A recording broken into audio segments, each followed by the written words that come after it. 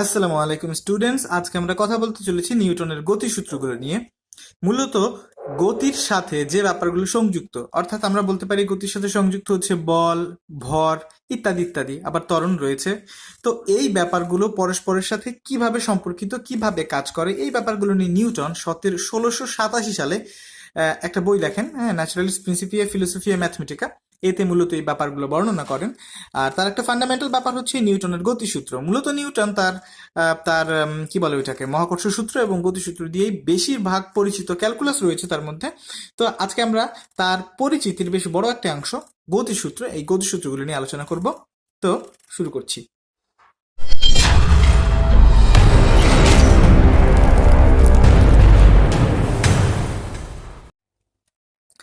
প্রথমে আমরা বিবৃতিটা পড়ব। আমি স্ক্রিনে দিয়েই রেখেছি বিবৃতিটা। বিবৃতি হচ্ছে এমন যে একটা স্থির বস্তু সবসময় স্থির থাকবে, একটা গতিশীল বস্তু সবসময় গতিশীল থাকবে। এটা ছিল জড়তার মূল কথা। আর আমরা মূলত নিউটনের গতির প্রথম সূত্র থেকে জড়তার ধারণা পাইব। তো প্রথম সূত্রটা কেমন? প্রথম সূত্র হচ্ছে বাইরে থেকে বল প্রয়োগ না করলে স্থির বস্তু চিরকাল স্থির থাকবে। আবার বাইরে থেকে যদি বল প্রয়োগ না করি তাহলে একটা গতিশীল বস্তু সবসময় গতিশীলই থাকবে। উদাহরণ হিসেবে বলতে পারি এমন, যে একটা গ্লাসকে যদি টেবিলের উপর রেখে দেওয়া হয় আর বাইরে থেকে যদি কেউ সেই গ্লাসটা কখনো না সরায়, কোনোভাবে না সরায়, তাহলে সেই গ্লাসটা কিন্তু ওই টেবিলের উপরেই থাকবে, কখনো স্থান পরিবর্তন করবে না। আবার যদি উল্টো করে বলি, যে একটা মার্বেল ধরি বা একটা ফুটবল ধরি, একটা বল ধরি, যদি আমরা যে কোনো সারফেসে, সমতল সারফেসে ওটাকে যদি আমরা গড়িয়ে দেই, তাহলে সেই জিনিসটা সারা জীবন চলতেই থাকবে, কখনোই থামবে না। তাহলে গতিসূত্র থেকে আমরা বুঝতে পারি যে স্থির বস্তু চিরকাল স্থির থাকতে চাইবে এবং গতিশীল বস্তু চিরকাল গতিশীল থাকতে চাইবে। এটাই মূলত গতির প্রথম সূত্র। ওয়েল, গতির দ্বিতীয় সূত্র শিখতে গেলে আমাদের নতুন আরো একটা ব্যাপারের সাথে পরিচিত হতে হবে। এটা হচ্ছে, আমি লিখে নিচ্ছি, এখন আমরা আলোচনা করব দ্বিতীয় সূত্র নিয়ে।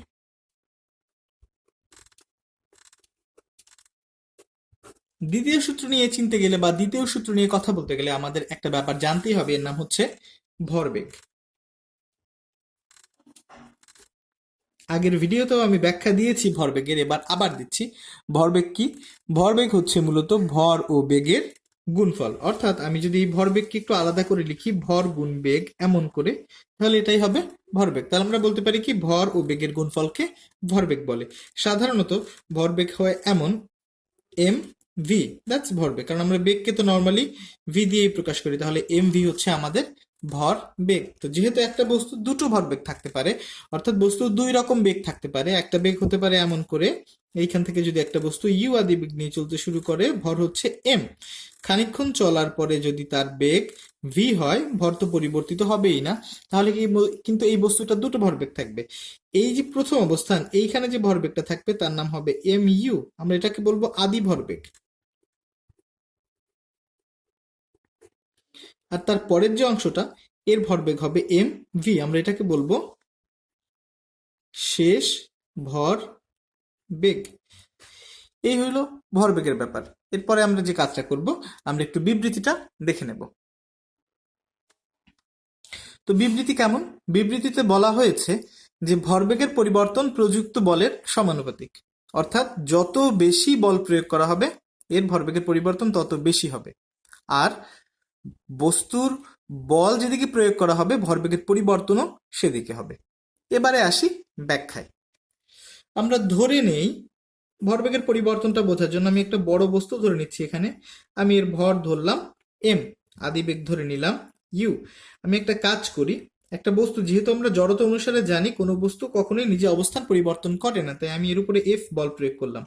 ফলে দেখা গেল এই বস্তুটা স্থান পরিবর্তন করলো, অনেকখানি সরে এসে একটা জায়গায় আসলো। ধরি সেই দূরত্বটা এস, আমরা একটা সরণ ধরে নিতেই পারি। এস দূরত্ব সরে এসে ভর পরিবর্তিত হলো না, কিন্তু শেষ বেগ হলো কি, ভি।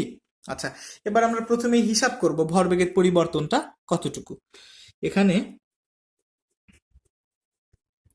আদি ভরবেগ হচ্ছে এম ইউ, শেষ ভরবেগ হচ্ছে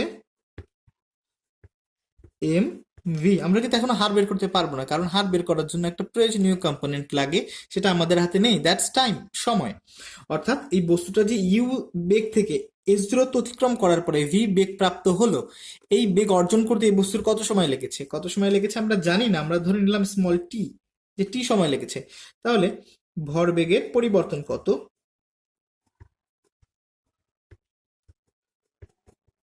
পরিবর্তন বের করার জন্য বিয়োগ করতে হয় আমরা জানি, আমরা শেষটার থেকে প্রথমটা বিয়োগ করে দিব, এটা হচ্ছে ভরবেগের পরিবর্তন। তো আমরা বের করলাম কি, ভরবেগের পরিবর্তন। ভরবেগের পরিবর্তন M V minus M U, কিন্তু আমাদের দরকার ভরবেগের পরিবর্তনের হার।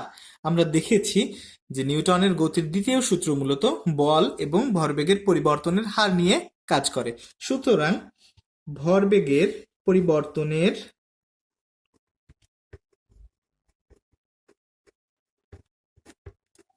হার কত হবে, আমরা জানি সময় দিয়ে ভাগ করলে মূলত হার বের করা যায় M V minus M U. এটা ছিল মোট পরিবর্তন, মোট পরিবর্তনকে আমরা টি দিয়ে ভাগ করে দিই, তাহলে এটা হবে ভরবেগের পরিবর্তনের হার। তো আমরা বের করতে পারলাম ভরবেগের পরিবর্তনের হার। এবার যদি আমি একটু পরের অংশে খেয়াল করি, পরের অংশটা ছিল এমন, ভরবেগের পরিবর্তনের হার প্রযুক্ত বলের সমানুপাতিক, আর এইখানে প্রযুক্ত বল হচ্ছে এফ। তাই আমি একটা জিনিস লিখতে পারি, যেহেতু সমানুপাতিক, এফ সমানুপাতিক M V minus M U divided by T. আচ্ছা, এর পরের লাইন আর একটা কাজ করব, এফ ঠিকঠাক রেখে সমানুপাতিকও ঠিক থাকবে, আমি একটা এম কমন নেই, তাহলে আমাদের থাকলো V minus U divided by T. এটা একটা পরিচিত রাশি, গতির দ্বিতীয় অধ্যায়ে আমরা পড়েছি, এটা একটা পরিচিত রাশি। আমি এরপরে এখান থেকে শুরু করলাম, এম ভি মাইনাস এম ইউর পরে দেখো এখানে এফ ঠিকঠাক থাকলো। আমরা একটা কাজ করি, সমানুপাতিক এখনো রাখি, এম রইলো, V minus U by T, এটা হচ্ছে ত্বরণ। এক্সেলারেশনের জন্য আমরা এমন কিছু ব্যবহার করেছিলাম যে V minus U by T is equal to A, তাই আমরা এই সম্পূর্ণটুকুর বদলে আমরা একটা এ বসাই, তাহলে কি দাঁড়ালো, এফ সমানুপাতিক এম এ। এটা একটা অ্যাপ্লিকেশন। এবার আমরা এই সমানুপাতিকটা তুলে দেবো, একটা সমানুপাতিক ধ্রুবক আনবো, তাহলে দাঁড়ালো কি, F is equal to K M A. এইখানে কে একটা ধ্রুবক, কে একটা ধ্রুবকের নাম হচ্ছে একক বল ধ্রুবক। অর্থাৎ যখন 1 কেজি ভরের বস্তুর উপরে, অর্থাৎ এম 1 কেজি, বা এভাবে লিখি, এম 1 কেজি, 1 কেজি ভরের বস্তু, অর্থাৎ 1 কেজি ভরের বস্তুর উপর যখন বলটা ক্রিয়া করে, কত বল, বলটাও হবে 1 নিউটন বল। 1 কেজি ভরের বস্তুর উপরে 1 নিউটন বল ক্রিয়া করে যখন একক ত্বরণ তৈরি করতে পারে, 1 মিটার/স্কয়ার সেকেন্ড ত্বরণ তৈরি করে, তখন কিন্তু আমরা এই সমীকরণ থেকে বের করতে পারি এমন যে 1 is equal to K into 1 অর্থাৎ কে ইজ ইকুয়াল টু 1। আমি এই সমীকরণে কেকটাকে যদি 1 দিয়ে রিপ্লেস করে দিই, তাহলে ফাইনালি আমার হয় এফ ইজ ইকুয়াল টু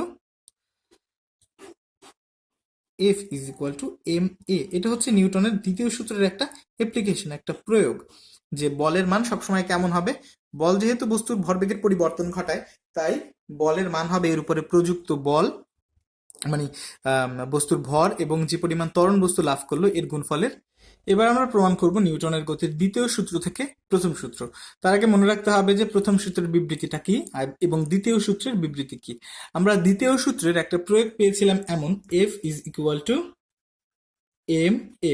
আমরা জাস্ট এই F is equal to M A, এই অ্যাপ্লিকেশনটা থেকে প্রমাণ করব যে যদি বাইরে থেকে বল প্রয়োগ করা না হয় তাহলে বস্তুর কোনো পরিবর্তন হয় না, বেগেরও পরিবর্তন হয় না, কোনো রকম স্থির বস্তু স্থিরই থাকে, গতিশীল বস্তু গতিশীলই থাকে। So let's do it. তো প্রথমে আমরা একটা কাজ করি, এফ এর মতোই থাকলো, এমও ঠিক থাকলো, আমরা এটাকে ভাঙাই, আমরা জানি A is equal to V minus U divided by T, so M into V minus U by T. এটা হচ্ছে আমাদের ফাইনাল একটা ইকুয়েশন মোটামুটি। এবার একটা কাজ করি, যদি বাইরে থেকে আমি বল প্রয়োগ না করি, অর্থাৎ এই বাহ্যিক বল এফ যদি 0 হয়, তাহলে কি হয়, তাহলে হয় 0 is equal to M into V minus U by T. এবার জেনারেল ম্যাথমেটিক্স অনুসারে আমরা জানি এখন এমন হবে, হয় এম ইজ ইকুয়াল টু 0 অথবা V minus U by T is equal to 0। তো এম কখনোই 0 হবে না, এর কারণ কি, তো বলছিলাম এম কখনো 0 হবে না, কারণ এম দিয়ে মূলত ভর প্রকাশ করা হয়, আর জগতে যদি কোনো কিছু সত্য শাশ্বত থেকে থাকে তাহলে হচ্ছে সেটা ভর। তো M not is equal to 0, তাহলে অবশ্যই V minus U by T is equal to 0 হবে। আর আর গুণ করলে তো শূন্য হয়ে যায়, শেষমেশ থাকলো V minus U is equal to zero. আমি ওই অর দিতে ভুলে গিয়েছি, এটা দিলেই হচ্ছে।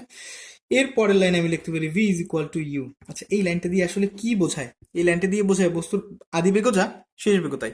অর্থাৎ বস্তু যে বেগ দিয়ে চলতে শুরু করেছিল এখনো সেই বেগেই আছে। এখন দুরকম হতে পারে, যে ইউ জিরো তাহলে ভিউ জিরো, অর্থাৎ বস্তু স্থির ছিল, স্থিরই আছে, এরকম হতে পারে। আবার অন্যরকম হতে পারে, যে বস্তু 12 মিটার পার সেকেন্ড বেগ নিয়ে চলা শুরু করলো, দেখা গেছে ভিও 12 মিটার পার সেকেন্ড, অর্থাৎ বস্তু সমবেগেই চলছে।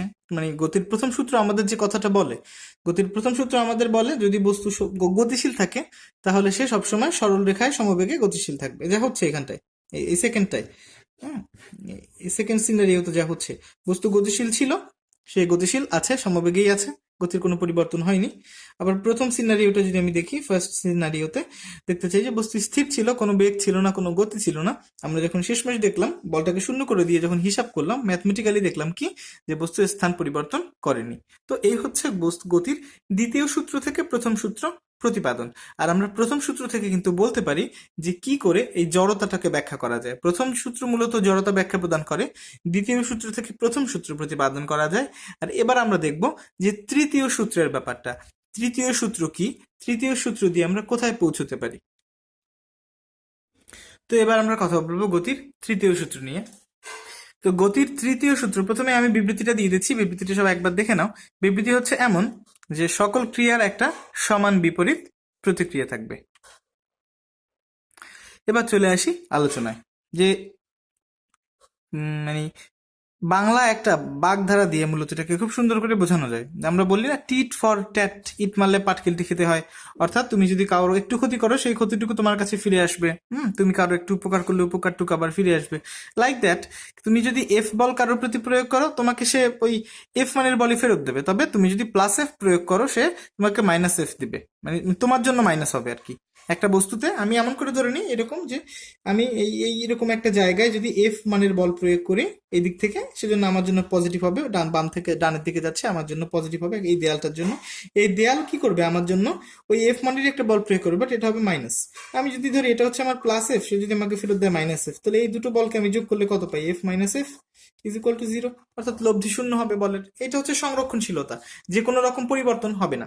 তো আমরা এখন দেখব যে কিভাবে ভরবেগটাকে সংরক্ষণ করে এই তৃতীয় সূত্র। অর্থাৎ দুটো বস্তুর মধ্যে যদি কোনো রকম ক্রিয়া প্রতিক্রিয়া না থাকে, তাহলে এরা কি করবে? এদের ভরবেগের পরিবর্তন, মানে ক্রিয়া প্রতিক্রিয়া ব্যতীত অন্য কিছু যদি না থাকে, তাহলে এরা আসলে কোনো রকম পরিবর্তন করবে না ভরবেগের। প্রথম অবস্থায় যে ভরবেগ থাকবে, শেষ অবস্থাতেও সেই ভরবেগ থাকবে। তো আমরা এখন দেখব যে কিভাবে ভরবেগের সংরক্ষণ সূত্র প্রতিষ্ঠা করা যায়। তো শুরু করছি। ভরবেগের সংরক্ষণ সূত্র প্রমাণ করার জন্য আমার প্রথমে দুটো বস্তুর দরকার হবে। আমি ধরে নিচ্ছি দুটো বস্তু আমার, একটা হচ্ছে এইখানে, এর নাম দিলাম আমি m1 ভর আর কি। এই u1 আদি বেগ নিয়ে চলতে শুরু করছে, একই দিকে এইদিকে চলছে। সেই মানে পথের মধ্যে আরো একটা বস্তু আমি ধরে নিই, এর ভর হচ্ছে m2, সে চলছে u2 আদি বেগ নিয়ে একই দিকে। চলতে চলতে কোনো একটা সময় এদের মধ্যে সংঘর্ষ হয়, ধাক্কা লাগে, এবং এরা পরস্পরের উপরে বল প্রয়োগ করে। আমরা যেরকম জানতাম, একজন প্রয়োগ করলে মনে করলাম এফ বল, আর একজন প্রয়োগ করে আর বল। এর পজিটিভ হলে আরটা হচ্ছে মাইনাস। তো এই পরিমাণ বলের আদান প্রদান হয়, অর্থাৎ ক্রিয়া এবং প্রতিক্রিয়া। তো এখানেই শেষ নয়, তারপর ধাক্কার পরে বস্তুদের আবার চলতে থাকে এই একই সরলরেখা বরাবর। আমি ধরে নিই সেই সরলরেখার মধ্যে একটা সময় একজনের বেগ হলো v1, m1 এর বেগ, এবং এই m2 এর বেগ হলো v2। এই হচ্ছে টোটাল সিনারিও। আর ধরে নিচ্ছি এই পুরো ঘটনাটা ঘটতে মানে m1 এর u1 বেগ থেকে শুরু করে v1 বেগ পেতে, এবং m2 এর u2 বেগ থেকে শুরু করে v2 বেগ পেতে মোট সময় লাগে t সেকেন্ড। মানে অর্থাৎ পুরো ঘটনাটা করতে t সেকেন্ড সময় লাগে। এই হচ্ছে আমার মোটামুটি ভাবে ইসের ব্যাপারটা। আর একটা জিনিস ধরে নিতে হবে, u1 গ্রেটার দেন u2, অর্থাৎ u1 একটু বেশি বেগে ছুটছে u2 এর চেয়ে, নাহলে কিন্তু ধাক্কা লাগবে না, সংঘর্ষ হবে না। এবার আমি মোটামুটি ভাবে পড়া শুরু করে দিই। জিনিসটা কেমন, যে m1 এর আদি ভরবেগ কত? দেখলে বোঝা যাচ্ছে m1 u1 বেগ নিয়ে চলছিল, তাই এর আদি ভরবেগ হবে m1 u1। তাহলে এই m1 এর শেষ ভরবেগ হবে m1 v1, কারণ সে v1 বেগ নিয়ে চলছিল। এই দুটো m1 v1 m1 u1। So m1 এর ভরবেগের পরিবর্তন কত হবে? দেখলাম m1u1 থেকে m1v1 প্রাপ্ত হয়েছে, সো আমরা এই করতে পারি m1v1 মাইনাস m1u1, এটা হচ্ছে ভরবেগের পরিবর্তন। তো আমরা জানি, দেখেছি সবসময় ভরবেগের পরিবর্তন দিয়ে হয় না, আমাদের পরিবর্তনের হারটা প্রয়োজন হয়। তাই আমরা দেখব m1 এর ভরবেগের পরিবর্তনের হার কত, সময় দিয়ে ভাগ করলে হার পাওয়া যায়। তাই m1v1 minus m1u1 by T, এটা হচ্ছে ভরবেগের পরিবর্তনের হার। এবার যে কথাটা বলতে হয় গতির দ্বিতীয় সূত্রের কথা, যে ভরবেগের পরিবর্তনের হার প্রযুক্ত বলের সমানুপাতিক। এখন এই বস্তুর উপর যে বল প্রযুক্ত হবে সেই বলের, এখানে আমি লিখে রেখেছিলাম কেমন, যে m1 এর উপর যে বলটা প্রয়োগ করে সেটা হচ্ছে মাইনাস আর, এই পরিমাণ বল প্রয়োগ করে। তো আমি ধরে নিতে পারি এইটা হচ্ছে আর বল, আমি এখানে লিখে রাখলাম এটা হচ্ছে আর বল মাইনাস আর, এটা। আচ্ছা, এরপরে আমরা একটা কাজ করবো, এই পাশে m1 এর জন্য যদি এটা হতে পারে, তাহলে m2 এর ভরবেগের পরিবর্তনের হারটা কত হবে?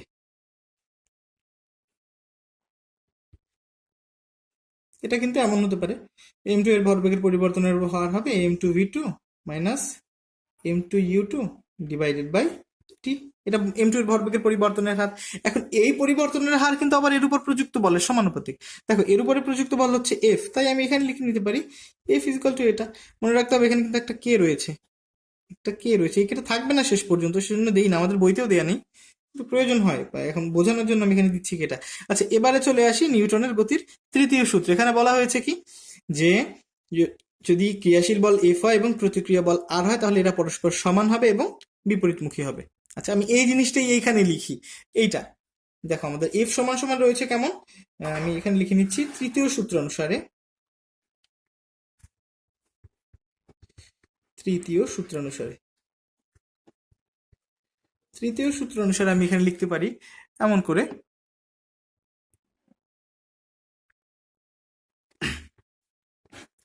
যে F is equal to minus R, F is equal to minus R, F সমান সমান কত রয়েছে, m2v2 minus m2u2 into K divided by টি।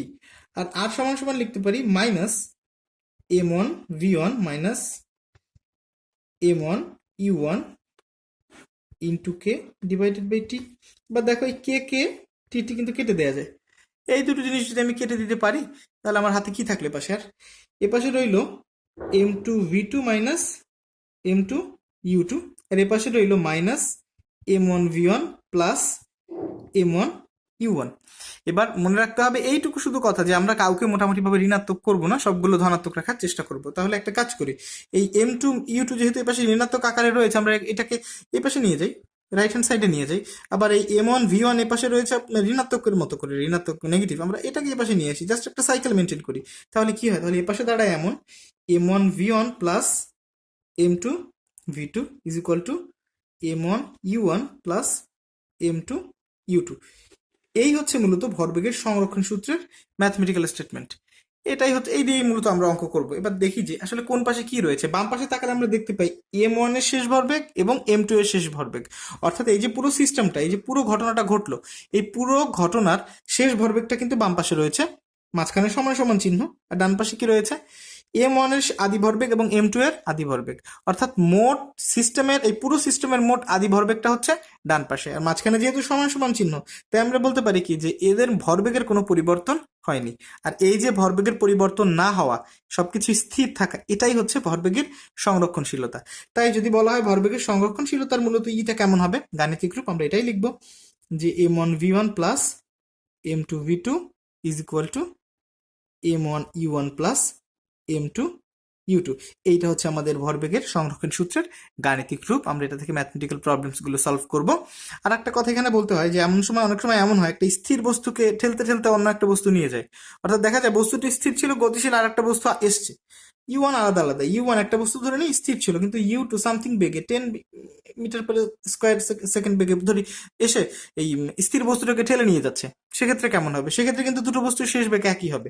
তখন আমরা সূত্রটা একটা মডিফাই করে নতুন একটা রূপ লিখবো, m1v প্লাস m2v, কারণ যেহেতু শেষ বেগ এক, আলাদা আলাদা কোনো শেষ বেগ নেই। তাই আমরা এই রূপটা ব্যবহার করতে পারি। আমি এখান থেকে একটা ভি কমন নিতে পারি, তাহলে হয় কি m1 plus m2 is equal two m1 u1 plus m2 u2। তো এই একটা ফরমেশন আর এই আর একটা ফরমেশন, এই দুটো ফরমেশন দিয়েই মূলত আমরা ম্যাথমেটিক্যাল প্রবলেমগুলো সলভ করতে পারবো। তো আজকে আমরা দেখলাম যে গতির 3টা সূত্র, নিউটনের গতির সূত্র 3টা, আর এই সূত্র 3টা কিভাবে পরস্পরের সাথে সম্পর্কিত, এই ব্যাপারটা দেখলাম। আর তার থেকে আমরা এক্সট্রা আরো দেখে ফেললাম কি ভরবেগের সংরক্ষণ সূত্র দেখলাম, নিউটনের গতির দ্বিতীয় সূত্রের একটা অ্যাপ্লিকেশন দেখলাম। তো আশা করি এই ব্যাপারগুলো কাজে দেবে। হুম, তো আজকের এই পর্যন্তই। এরপর অবশ্য হয়তো কোনো এক সময় চলে আসবো অন্য কোনো ভিডিও নিয়ে। কমেন্ট অনুসারে আমার একটা ইয়ে আছে যে পরবর্তীতে হাইড্রোকার্বন নিয়ে একটা ভিডিও আসবে, আশা করছি তাই, যে পরবর্তী ভিডিওটা মূলত থাকবে হাইড্রোকার্বন নিয়ে। রসায়নের একটু জটিল ব্যাপার, হাইড্রোকার্বন প্রথমে শুরু হয়। তো নেক্সট ভিডিওর জন্য সবাই লাইক কমেন্ট শেয়ার করবে এই ভিডিওটা। আর ততদিন ভালো থাকবে, সুস্থ থাকবে, ধন্যবাদ।